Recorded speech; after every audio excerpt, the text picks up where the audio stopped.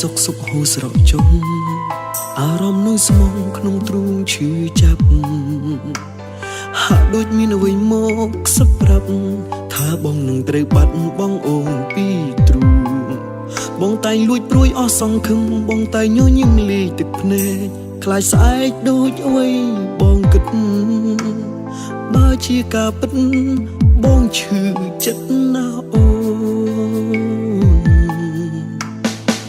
ស្នេហ៍ពួកយើងចេញពីទ្រូង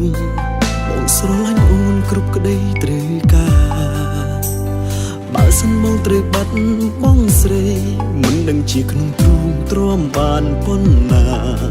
ជីវិតចុងក្រោយសល់តែអូនក្នុងចិត្តមានស្ងួនមានតែបងបាត់អូនបងសល់អ្នកណាគ្រាន់គិតចិត្តផ្សាជីវ៉ាបងសែនខ្លាចមិនទាន់បែកគ្នាតែមានអារម្មណ៍ឈឺចាប់បងខ្លាចបំផុតបាត់បងខ្លាចបែកគ្នាណាំមានស្ងួន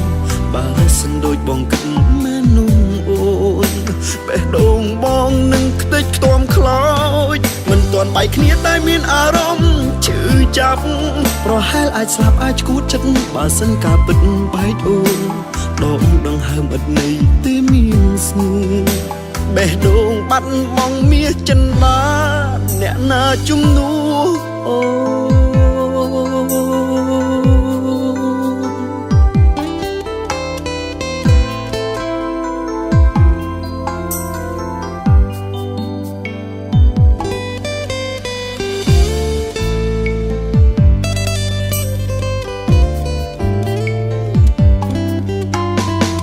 ស្នេហ៍ពួកយើងចេញពីទ្រូង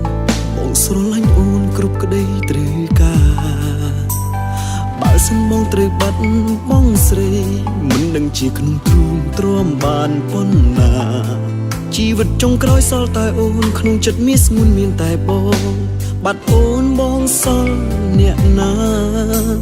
គ្រាន់គិតចិត្តផ្សាជីវ៉ាបងសែនខ្លាចមិនទាន់បែកគ្នាតែមានអារម្មណ៍ឈឺចាប់បងខ្លាចបំផុតបាត់បងខ្លាចបែកគ្នាណាំមានស្ងួនបើសិនដូចបងគិតមែននោះអូនបេះដូងបងនឹងខ្ទេចខ្ទាំខ្លោចមិនទាន់បែកគ្នាតែមានអារម្មណ៍ឈឺចាប់ប្រហែលអាចស្លាប់អាចឈួតចិត្តបើសិនការពិតបែកអូ